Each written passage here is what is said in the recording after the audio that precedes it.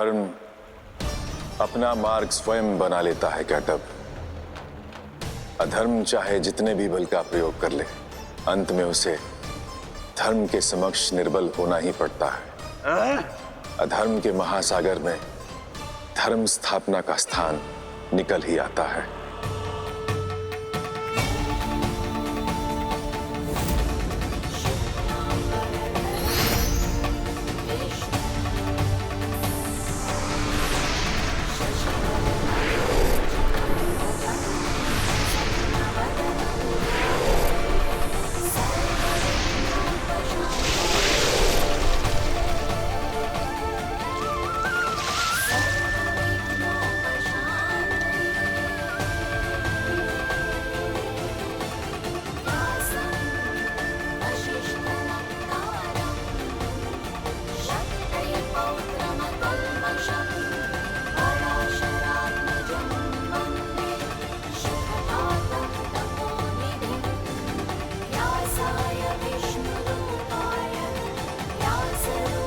समय आने पर मधु और कैटब आपसे वरदान मांगने को कहेंगे और आप उनसे वरदान मांगेंगे।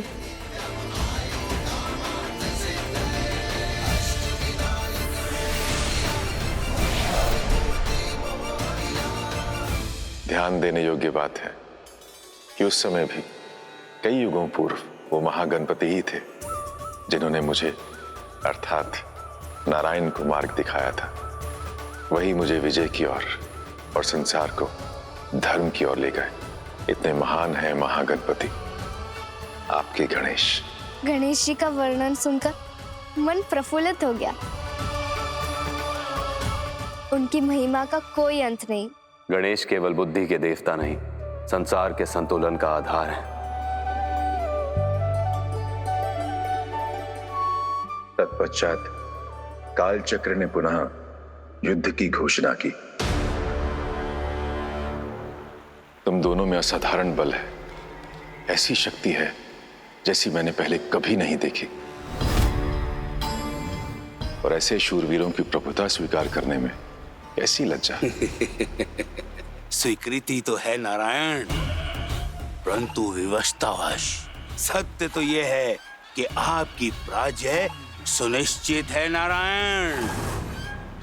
और हम दोनों सर्वश्रेष्ठ जो हैं, और ये सत्य आपसे अधिक और कौन जानता है नारायण। सृष्टि के संतुलन हेतु मैंने महागणेश जी की आज्ञा स्वीकार की और देवी योगमाया का विधिवत आवाहन किया। हे देवी योगमाया, मैं आपका आवाहन करता हूं।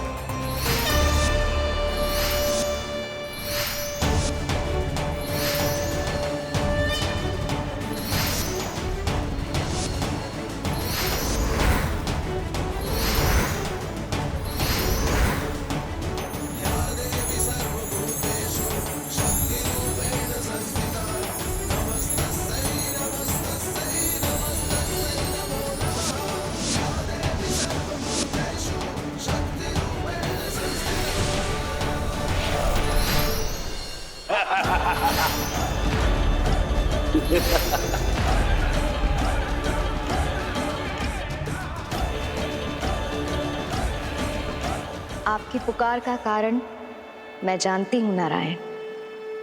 मैं अवश्य आपकी सहायता करूंगी। नारायण, मेरी योग माया के स्पर्श में इनकी चेतना मेरे वश में आ जाएगी और तत्पश्चात ना इच्छा बचेगी ना विद्रोह। केवल वही घटित होगा जो सृष्टि के हित में नियत है।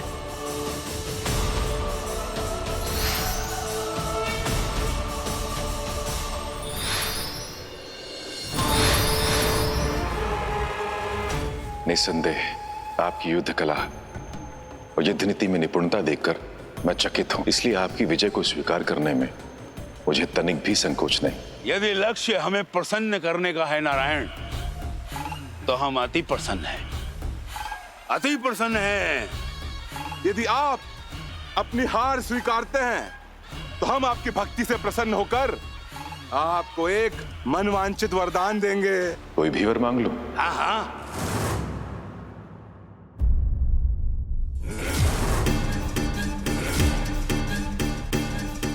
हर तरफ ढूंढ लिया किंतु ये गणेश कहीं नहीं मिला। क्या तो फिर कहां गया वो गजमुख?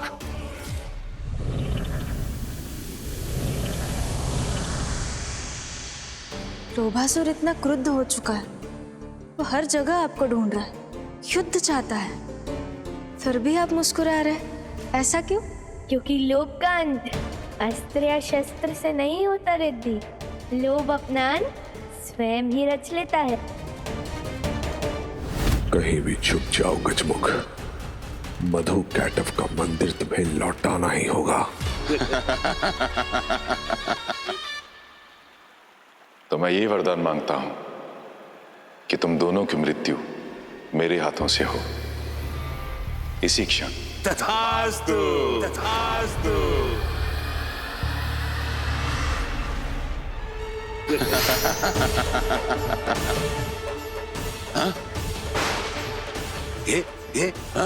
ये क्या वरदान दे दिया हमने? अपना ही काल हम स्वयं कैसे पुकार सकते हैं? छल किया है तुमने विष्णु, महाछल। हाँ, कैसा छल?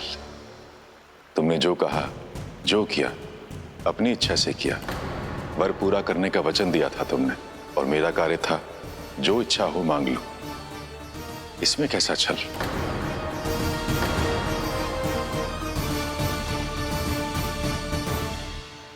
ठीक है, अब हम वर दे ही चुके हैं, परंतु हमारी एक शर्त है। आप हमें मार अवश्य सकते हैं, किंतु ऐसे स्थान पर जहां जल ना हो। आप हमारा अंत बस वहीं कर सकते हैं। अवश्य। समुद्र में ऐसा स्थान कैसे मिलेगा जो जल से अछूता हो? यदि समस्या उत्पन्न होती है तो समाधान भी उसी में छिपा होता है।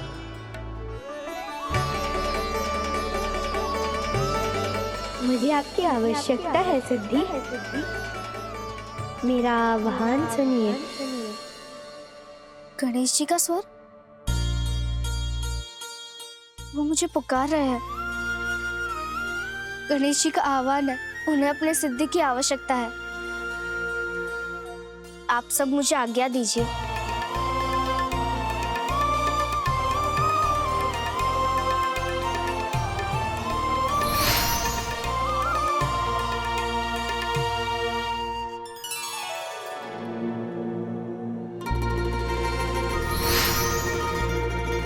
आपने मुझे बुलाया गणेश जी? सिद्धि, कृपया मुझ में गनिमा सिद्धि को जागरूक करने और उसका समुचित उपयोग करने में मेरी सहायता कीजिए। किंतु आप करने क्या वाले हैं गणेश जी?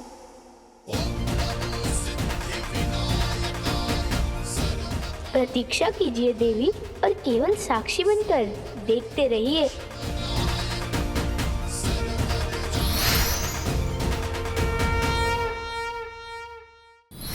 मैं यहाँ हूँ।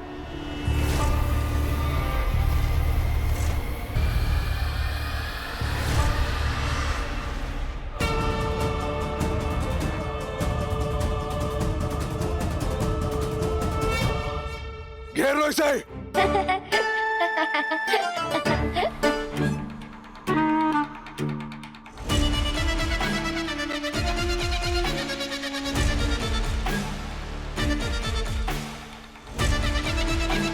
मधु कैटव का मंदिर कहाँ गया? वो तो पाताल में पहुँच गया। पुनः लाओ उसे। पुनः ला तो नहीं सकता, कहूँ तो तुम्हें भी वही भेज दूँ। गणेश, या तो मंदिर पुनः लौटाओ, अन्यथा तुम भी मंदिर के साथ साथ पाताल में प्रवेश करने के लिए तैयार हो जाओ। मैं बहुत थक गया हूँ। मुझ में शक्ति नहीं बची कि मैं आना जाना करूं। हाँ। किंतु मेरे पास एक सुझाव है। सुझाव? जिसमें युद्ध भी नहीं करना होगा, और यदि मैं पराजित हुआ तो मैं मधु और कैटव को अपना ईश्वर और गुरु दोनों मान लूंगा, और यदि तुम पराजित हुए तो तुम्हें हर गांव वाले से क्षमा मांगनी होगी। ऐसा क्या सुझाव है जिससे युद्ध करने की आवश्यकता नहीं पड़ेगी? तुम्हें रत्न, मणि और स्वर्ण बांटने में आनंद आता है ना? एक विशाल तोला लाओ, उस तोले के एक पलड़े पर मुझे बैठाओ, और दूसरे पलड़े पर मेरे भार जितना सोना और रत्न इत्यादि चढ़ा दो।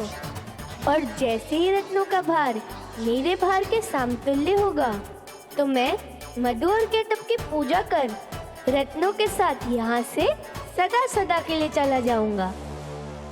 बोलो, स्वीकार है? प्रथम पूज्य होकर ये मधु कैटब का भक्त बनेगा। प्रशस्त तो अच्छा है, परंतु कहीं ये गणेश की कोई लीला तो नहीं। क्या हुआ? परंतु मैं तुम पर विश्वास क्यों करूं? ये तुम्हारा कहीं छल हुआ तो? स्वर्ण मंदिर की प्राप्ति के लिए विश्वास करना आवश्यक है।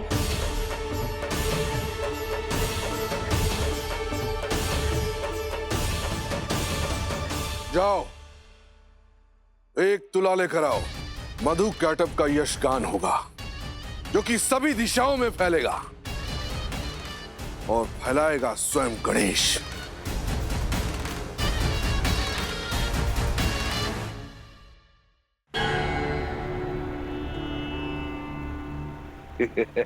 कहो पालन करता विष्णु, किस गहरी चिंता में हो? अपना वरदान स्मरण है नारायण। हम केवल भूमि पर मरेंगे, जल में नहीं। और यहाँ भूमि क्या, भूमि का निर्माण ही नहीं है, अर्थात हम अमर हैं, हमें कोई नहीं मार सकता।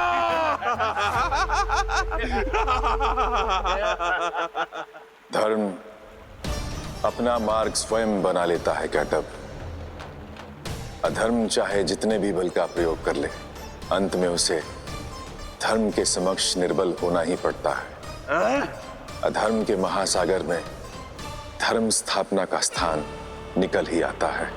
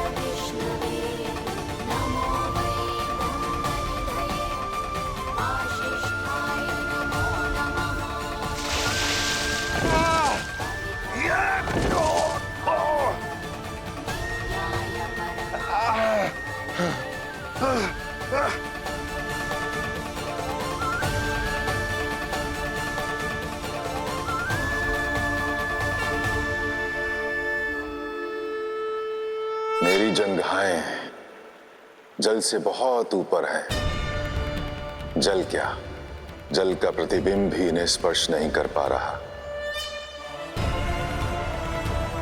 तो ना ही ये शरीर इस जल का अंग है, इसीलिए यहीं पर होगा तुम दोनों का अंत। नहीं, छलिया हो तुम, छल से मार रहे हो हमें। तुमने हमें छल से पराजय किया है। यह धर्म युद्ध है कैटब।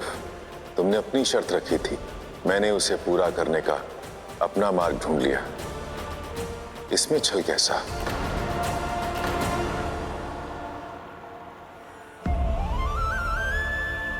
सुदर्शन प्रकट हो।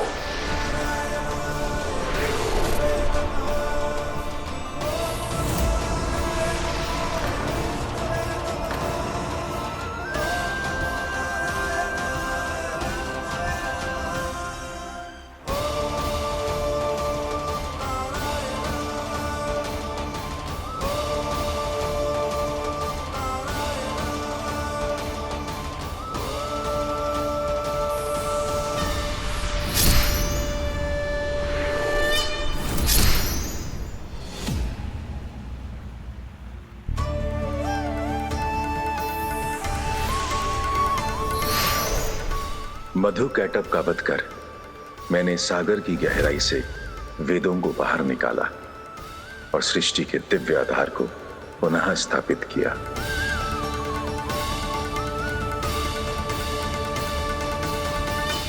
महागणपति के बिना ये जीत असंभव होती।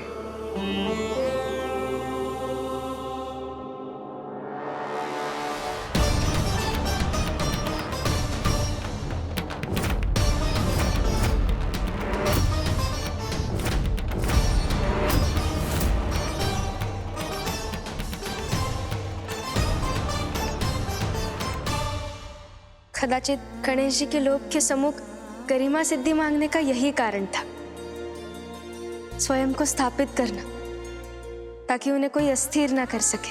हाँ रिद्धि, लोभ बाहर से भार प्रदान करता है, गरिमा अस्तित्व को भार देती है। इसलिए जब तुला पे स्वर्ण चढ़ाएंगे तो उसका भार बढ़ता प्रतीत होगा, किंतु जब तुला पे गरिमा आ जाती है तो तुला ही स्थिर हो जाता है। स्वर्ण डालो।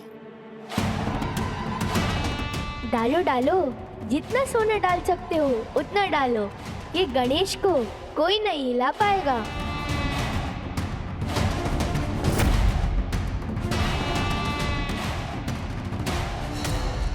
ये तुला हिल क्यों नहीं रहा है? स्वर्ण और डालो, और स्वर्ण ले आओ। जो भी जितना भी हो पा रहा सब ले आओ, और ले आओ। रुको मत, और लाओ।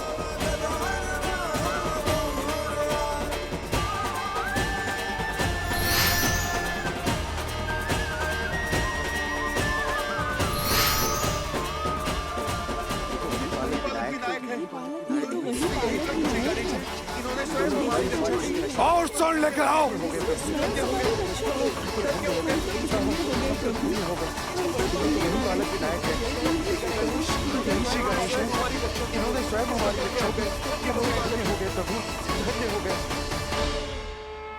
गणेश की ओर का पगड़ा तो उठ ही नहीं रहा है।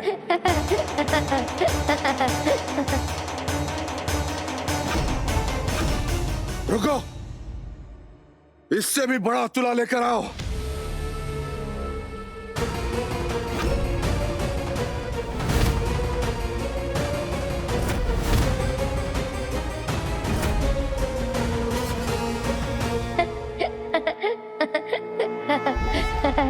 समस्त ब्रह्मांड में जितने भी स्वर्ण मुद्राएं हैं, मालाएं हैं, सारे रत्न लेकर आओ।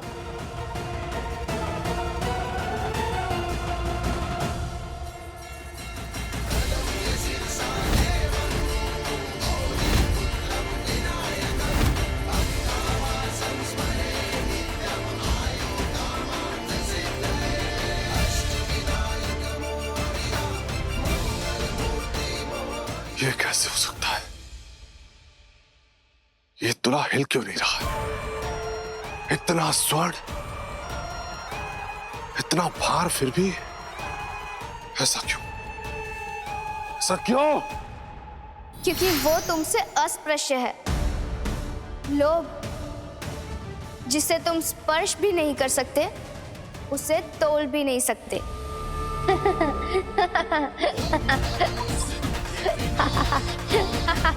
धन आवश्यक है लोभ, किंतु लोभ को कभी तृप्ति नहीं होती। जिस दिन तुम्हें ये अंतर्ज्ञात हो जाएगा, उस दिन गणेश जी की महत्ता समझ जाओगे। तुला तो टस से मस नहीं हुआ।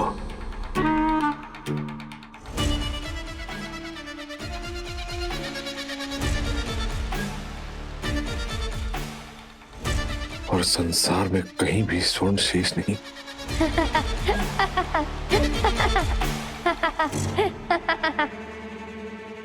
तुम्हारी पराजय हो गई लोभ। गणेश का पगड़ा अभी भी भारी है। ऐसा लगता है वो यहीं स्थापित हो गए।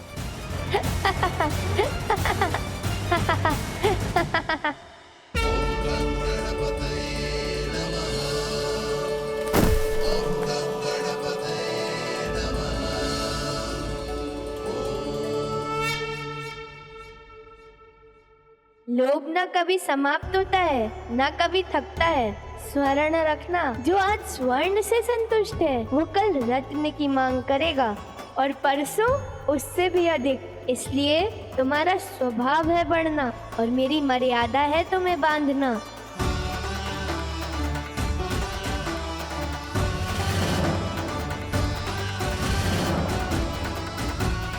विजय उसकी होती है जो लोभ के सामने खड़े होके भी अपने मन को स्थिर कर लेता है। लोभ उसे छू सकता है परंतु हिला नहीं सकता। संसार में धन रहेगा, इच्छा भी रहेगी और लोभ भी रहेगा। स्मरण रखना, लोभ का उत्तर ना त्याग है ना समर्पण। लोभ का उत्तर केवल बोध है।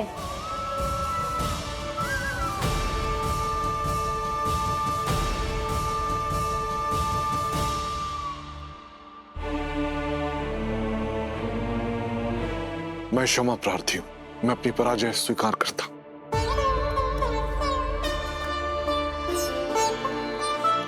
और मैं आपको वचन देता हूं कि आप जहां भी उपस्थित रहेंगे वहां के मनुष्यों को मैं कभी स्पर्श नहीं कर विशेषकर आपके भक्तों को।